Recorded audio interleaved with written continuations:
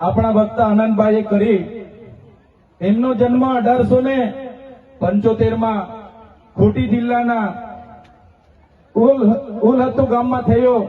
એક સામાન્ય પરિવારમાંથી એમણે તે વખતે જોયું કે અંગ્રેજો દ્વારા આપણા આદિવાસીઓની જળ જંગલ જમીન પર તરાપ મારવામાં આવે છે, આદિવાસીઓ પર કરવેરા નાખવામાં આવે છે. અને 1899 મુંડા વિદ્રોહ અંગ્રેજો સામે થયો. એની નેતાગીરી બિરસા મુંડાજીએ લીધી અને એમાં એમની ધરપકડ કરવામાં આવી. ઘમાસણ યુદ્ધો થયા, એક બાજુ તીરકમઠા ભાલા, એક બાજુ ગોળીબાર થયું અને એમને જેલમાં પૂરવામાં આવ્યા. અને માત્ર 25 વર્ષની ઉંમરમાં જેલમાં એમનું મૃત્યુ થયું અને સેનામાંથી મૃત્યુ થયું છે. એના આજ દિન સુધી કોઈ પુરાવા આપણને મળ્યા નથી. ત્યારે સાથીઓ, આ બિરસા મુંડાનો ધ્યેય આદિવાસી સ્વાયત્ત રાજ, આદિવાસી સ્વતંત્ર રીતે સ્વમાનભેર શેરની જેમ જીવે એવો ધ્યેય હતો. તમને ને અમને બધાને ઇતિહાસમાં ભણાવવામાં આવ્યો. ઉત્ક્રાંતિવાદ, ચાર્લ્સ ડાર્વિનના ઉત્ક્રાંતિવાદના સિદ્ધાંતોમાં જણાવવામાં આવ્યું કે જ્યારે આ પૃથ્વી પર માનવી સભ્યતાનું ઉત્પન્ન થયું ત્યારે આદિમાનવ તરીકે સૌપ્રથમ પૃથ્વી પર આદિવાસીઓ આવ્યા. શરૂઆતમાં પેડાની શોધ થઈ, અગ્નિની શોધ થઈ, ધાન્યની શોધ થઈ, ખેતીની શોધ થઈ અને બધા ખેતીની શોધની સાથે સાથે પરિવારો સાથે રહેતા થયા. એટલે નાના નાના ગામો, નાના નાના કબીલાઓ બન્યા અને એ કબીલાઓના મુખીઓ બન્યા, સરદારો બન્યા અને શાંતિથી પ્રકૃતિ સાથેનું એમનું જીવન ચાલુ હતું.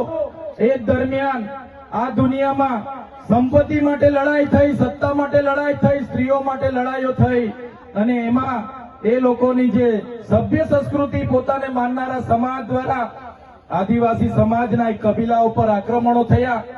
સામદામ દંડભેદ નીતિ અંતર્ગત જ્યારે આપણો આદિવાસી સમાજના એ લોકો સરેન્ડર નહીં થયા તો યુદ્ધો કરીને આપણા કબીલાઓ છીનવાઈ ગયા અને આપણું શોષણ થયું, ઘર્ષણ થયું, જળ જંગલ જમીનો છીનવાઈ. અને તમે જોયું હશે આપણા દેશ પર બહારથી મુગલો આવ્યા, ડચો આવ્યા, હુણો આવ્યા, અંગ્રેજો આવ્યા, પોર્ટુગીઝો આવ્યા, ફ્રેન્ચો આવ્યા અને આ અંગ્રેજોએ પણ 200 વર્ષ આપણા દેશ પર રાજ કર્યું. એ ઇતિહાસથી લઈને આજ દિન સુધી આદિવાસીઓનું માત્ર ને માત્ર શોષણ થતું આવ્યું છે. ત્યારે આદિવાસીએ આઝાદીની લડતમાં પણ તમે જોયું હશે, તમે બિરસા મુંડાનો ઇતિહાસ વાંચશો, તમે ગુરુ ગોવિંદનો ઇતિહાસ વાંચશો, ટાટિયામામાં ખાદ્ય નાયકનો ઇતિહાસ વાંચશો, તમે માનગઢ ધામમાં થયેલો હત્યાકાંડનો ઇતિહાસ વાંચો, તમે દડવાડામાં પાલ દડવામાં થયેલો હત્યાકાંડનો ઇતિહાસ વાંચો, તો આ ઇતિહાસમાં આદિવાસીઓએ અંગ્રેજોને હંપાવ્યા પણ કૂટનીતિ કરીને અંગ્રેજોએ આપણા લોકોને નરસંહાર કરી અને આપણા વિસ્તારમાં આપણા ક્રાંતિકારી લોકોને શહીદી વહોરવી પડી. દેશના આઝાદીમાં આપણું આટલું મોટું યોગદાન હતું. દેશ આઝાદ થયો, દેશમાં લોકશાહી આવી, લોકશાહીમાં દેશમાં બંધારણ બન્યું અને બંધારણની કલમમાં 444, 244, 13 કમાં આપણા વિસ્તારને 5મી અનુસૂચિ તરીકે જાહેર કરવામાં આવ્યો. એ જ પ્રકારે દેશના આસામ હોય, સિક્કિમ હોય, મિઝોરમ હોય, નાગાલેન્ડ હોય, મેઘાલય હોય, તમામ રાજ્યોને અનુસૂચિ 6 અંતર્ગત સમાવેશ કરવામાં આવ્યો. ત્યારે અનુસૂચિ 6 ત્યાં લાગુ કરવામાં આવી અને ગુજરાતમાં આજ દિન સુધી અનુસૂચિ 5 લાગુ કરવામાં નથી આવી. અને આ સત્તામાં બેઠેલા લોકો અનુસૂચિ 5 લાગુ હોવા છતાં પોતાનો સત્તાનો દુરુપયોગ કરીને આદિવાસીઓની જમીનો છીનવી રહ્યા છે, આદિવાસીઓના ખનીજો છીનવી રહ્યા છે, કુદરતી સંપાદનો છીનવી રહ્યા છે. રોડના નામે, ડેમના નામે, આ વિસ્તારમાં કોરિડોરના નામે, જીએમડીસીના નામે, હાઇડ્રો પાવરના નામે, જીઆઈડીસીઓના નામે, સરકારી આવાસોના નામે, સ્ટેચ્યુના નામે આજે આદિવાસીઓને એમની જમીનો છીનવાઈ રહી છે. આજે આખા દેશમાં 80 લાખ આદિવાસીઓ વિસ્થાપિત થયા છે. એ આ સરકારો દ્વારા કરેલી દેન છે સાથીઓ. આજે ગુજરાતમાં, આજે દેશમાં 8% આદિવાસીઓ છે. 2011ની વસ્તી ગણતરી પ્રમાણે 11 કરોડથી પણ વધારે દેશમાં આદિવાસીઓ છે. આજે ગુજરાતમાં 15% આદિવાસીઓ છે. 1,25,00,000 આદિવાસીઓ ગુજરાતમાં છે. 29 જાતિઓ ગુજરાતમાં આદિવાસીઓની છે. આજે તમે મને બતાવો કયા ક્ષેત્રમાં આદિવાસીઓ 15% છે, બતાવો મને. તમે સચિવાલયમાં જશો, આદિવાસીઓનું લિસ્ટ તમે માંગજો. તમે હાઈકોર્ટના જજની યાદી જોઈ લેજો. તમે ઇન્ડસ્ટ્રીયલના આપણા આદિવાસીઓને કેટલા લાભો મળ્યા છે જોજો. તમે રિયલ એસ્ટેટમાં આપણા આદિવાસીઓની સંખ્યા જોજો. ત્યારે આઝાદીના 78 વર્ષમાં સરકારોએ માત્ર ને માત્ર આદિવાસી બજેટમાંથી અમૃત મહોત્સવો કાઢે છે, વિકાસ મહોત્સવો કાઢે છે, ગૌરવ યાત્રાઓ કાઢે છે અને પોતાના તાઇફાઓ કરે છે. ત્યારે હવે આપણે બધાએ જાગી જવાનું છે અને આ સરકારને 2027માં ઉખાડીને આપણે ફેંકી દેવાની છે. સાથીઓ, અમે 4 વર્ષ પહેલા જનનાયક બિરસા મુંડાજીની પ્રતિમા ડેડિયાપાડામાં સ્થાપના કરતા હતા અને એમના વિચારોને ઉજાગર કરવા માટે, એમના વિચારોમાંથી આવનારી પેઢી પ્રેરણા લે એ માટે અમે ત્યાં પ્રતિમા સ્થાપિત કરતા હતા. ત્યારે આ ભાજપના સાંસદ મનસુખભાઈ વસાવા, 3 જિલ્લાની પોલીસ અને એમના આરએસએસ વાળાએ આપણને ત્યાં પ્રતિમા સ્થાપતા અટકાવી દીધા હતા અને પ્રતિમા સ્થાપતા આપણા ઘણા લોકોને ડિટેન કર્યા હતા. 3 જિલ્લાની પોલીસ અમને પકડવા માટે આવી હતી, છતાં આપણે એમનાથી ડર્યા નથી અને બિરસા મુંડાની પ્રતિમા ડેડિયાપાડામાં સ્થાપિત કરી છે. ત્યારે આજે દેશના વડાપ્રધાનને આજે ડેડિયાપાડા આવવું પડે એ આપણા બધાની તાકાત છે. ત્યારે વડાપ્રધાન ડેડિયાપાડા આવે છે ત્યારે લોકોને ભેગા કરવા માટે 500 કરોડ આદિવાસી બજેટમાંથી જોગવાઈ કરવામાં આવી છે. હજારો બસોની વ્યવસ્થા કરવામાં આવી છે અને બધા કર્મચારીઓને એમાં લગાડી દેવામાં આવ્યા છે. આજે ડેડિયાપાડાના ગામડાઓમાં ટીડીઓ ના મળે, તલાટીઓ ના મળે એવા ગામડાઓની ગલીઓમાં આ ગુજરાતના નાયબ મુખ્યમંત્રી, એમના મંત્રીઓ, એમના સાંસદો, એમના ધારાસભ્ય ડેડિયાપાડાના ગલીઓમાં 4 દિવસથી ફરે છે.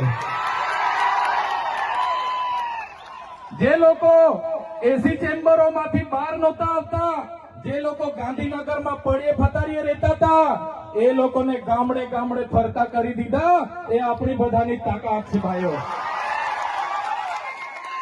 ત્યારે નરેન્દ્રભાઈ મોદી આપણા કુળદેવી માતાના દર્શને જવાના છે. દેવ મોગરા એ મહારાષ્ટ્ર, મધ્યપ્રદેશ, ગુજરાત અને રાજસ્થાનના લાખો લોકોનું આસ્થાનું કેન્દ્ર છે અને દેવ મોગરા જઈને રાજનીતિ જયારે કરવા માંગે છે ત્યારે નરેન્દ્રભાઈ મોદીને હું આ મંચ પરથી કહેવા માંગુ છું, તમને જો આદિવાસીઓ માટે હિત હોય તમે દેવ મોગરા જજો, તમે હિજારી લઈને આવજો, તમે મવડાનો ચોખ્ખો તારો એક બોતલ લઈને આવજો,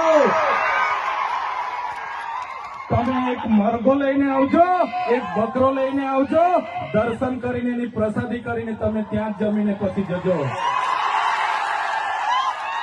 ત્યારે અમે માનીશું કે તમે આદિવાસીઓના હિતેચ્છુ છો. તમે આદિવાસીઓ માટે આજ દિવસ સુધી તમે 24 વર્ષથી રાજનીતિમાં છો. આગળ મુખ્યમંત્રી હતા, હમણાં વડાપ્રધાન છો. આદિવાસીઓ આજે શિક્ષક માટે આંદોલન કરે છે, શાળા માટે આંદોલન કરે છે, નર્મદાના પાણી માટે આંદોલન કરે છે, પોતાની જમીનો બચાવવા આંદોલન કરે છે, જીએમડીસી હટાવવા આંદોલન કરે છે, જીઆઈડીસીઓમાં રોજગાર માટે આંદોલન કરે છે. ત્યારે નરેન્દ્રભાઈ મોદીજીને કહેવા માંગુ છું, હવે અમે લડેંગે, જીતેંગે, જિંદાબાદ, મુર્દાબાદ આવેદન નિવેદન કરવા માંગતા નથી. હવે અમે લડવા માંગતા નથી. હવે ધરણા પ્રદર્શન બંધ, હવે આંદોલન બંધ. જો અમારી 5મી અનુસૂચિ, જો અમારા પૈસા જો અમારી અનામત, જો અમારી 73 એની જમીનોને આવનાર દિવસોમાં જીએમડીસી ના નામે માગશો, માલસામોટ પ્રોજેક્ટના નામે માગશો, હાઇડ્રો પ્રોજેક્ટના નામે માગશો, અણુ મથકના નામે માગશો, તો અમે આંદોલન નથી કરવાના, અમે નેપાળવાળી કરવા માટે ગાંધીનગર આવવાના છે. અમે નેપાળવાળી કરવા માટે ગાંધીનગર આવીશું. તે દિવસે તમારો ને અમારો સામનો થશે. તે દિવસે ખબર પડશે ઓરિજિનલ આદિવાસીઓ કોણ છે. ત્યારે કેટલાક મીડિયાવાળા મિત્રોએ મને પૂછ્યું, તમારા ડેડિયાપાડામાં નરેન્દ્રભાઈ મોદી આવે છે, તમારું બધું પૂરું થઈ જાય. ત્યારે મેં મીડિયાવાળાને મિત્રોને કીધું, નરેન્દ્રભાઈ મોદી આવીને જાય પછી એમના મિત્ર ડોનાલ્ડ ટ્રમ્પને પણ લઈ આવજો. અમારા લોકોને ક્યાંય ફેર પડવાનો નથી. હવે અમારા લોકો જાગી ગયા છે, અધિકારોની વાત કરીએ છીએ. સંવિધાન અધિકારો અમને આપો, સામાજિક અધિકારો આપો. અમને જે મળેલી અમારા અધિકારોની વાત અમે કરીએ છીએ ત્યારે અમને ખબર પડી ગઈ કે આદિવાસી સમાજ હવે જાગૃત થયો છે. ત્યારે બિરસા મુંડાના રથ જયારે લઈને ફર્યા, એમના મંત્રી તંત્રી મારું નામ લઈને મને ગાળ બોલે કે પેલો ચૈતર વસાવો અહીંયા આવે છે, આમ કરે છે, તેમ કરે છે, ફલાણું કરે છે, ઢીકણું કરે છે. એ મંત્રીઓને પણ કહેવા માંગુ છું, એ પ્રદેશ પ્રમુખને પણ કહેવા માંગુ છું, ચૈતર વસાવાને ગાળ બોલવાથી અમારા આદિવાસીઓનું ઉત્થાન નથી થવાનું. તમે આદિવાસીનું ઉત્થાનની વાત કરો. મને ગાળ બોલવાથી અમારા લોકોનો જો વિકાસ થઈ જવાનો હોય તો હું દરરોજ તમારી ઓફિસે તમારી ગાળ ખાવા માટે પણ તૈયાર છું. સાથીઓ, અમે આનંદભાઈ સાથે વિધાનસભામાં લડીએ, રોડ પર લડીએ, સદન પર લડીએ અને આદિવાસીઓની ન્યાયની વાત કરીએ, અધિકારની વાત કરીએ. આ લોકોને ગમતું નથી. આનંદભાઈ પર અનેક કેસ થાય, મારા પર અનેક કેસ થાય, અમને જેલોમાં નાખવામાં આવે, પણ અમે આ સરકારની જેલોથી અમે ડરવાવાળા લોકો નથી, અમે લડવાવાળા લોકો છે. સાથીઓ, આ મંચ પરથી કહેવા માંગીએ છીએ, આ ચૈતર વસાવાને, અનંત વસાવાને જયારે સમાજની જરૂર પડશે અમે આ ધડ ધરવા માટે પણ તમારી સાથે તૈયાર છે. આ ધડ ધરવા માટે પણ અમે સમાજ માટે તૈયાર છે. એક ગુજરાતના મુખ્યમંત્રી ભૂપેન્દ્રભાઈ પટેલ, એક ગુજરાતના ઉપમુખ્યમંત્રી હર્ષભાઈ સંઘવીની પોલીસમાં પાણી નથી કે આ ચૈતર વસાવા અનંત પટેલને અરેસ્ટ કરી શકે. ત્યારે સાથીઓ, જાગવાની જરૂર છે. આગળ ડોક્ટર સાહેબે કીધું, આપણી જે મૂળ સંસ્કૃતિ છે આપણે ભૂલી જાયેલા.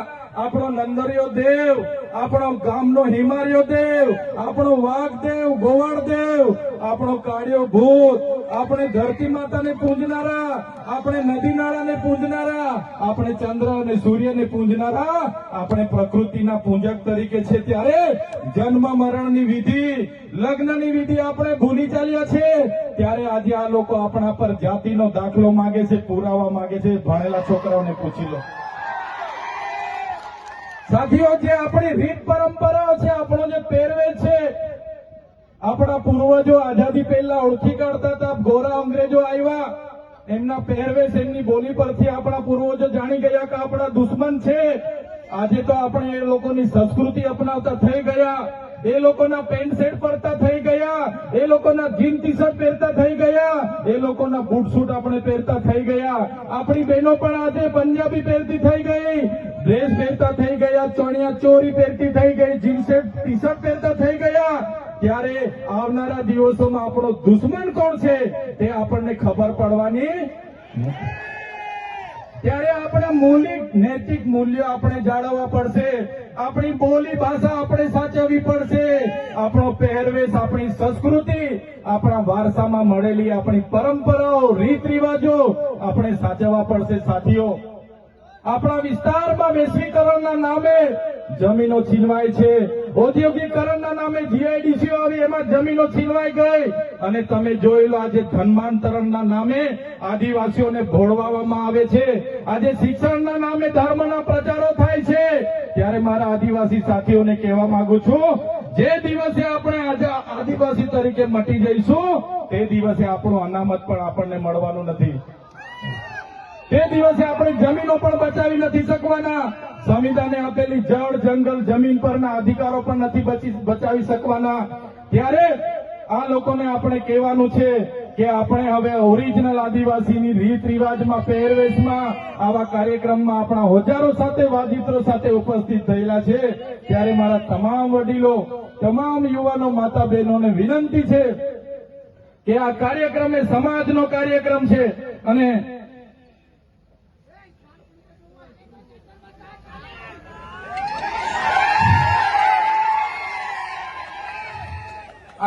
કાર્યક્રમ એ આપણી સમાજની તમે એકતા બતાવી છે. આજે ભાજપના એ નેતાઓને, ભાજપના એ મુખ્યમંત્રી, ઉપમુખ્યમંત્રીને અને ભાજપના એ વડાપ્રધાનને આ આદિવાસીઓની તાકાત આજે આપણે બતાવી દીધી છે. એ બદલ બધાનો ખૂબ ખૂબ આભાર. આ આપણી તાકાત છે.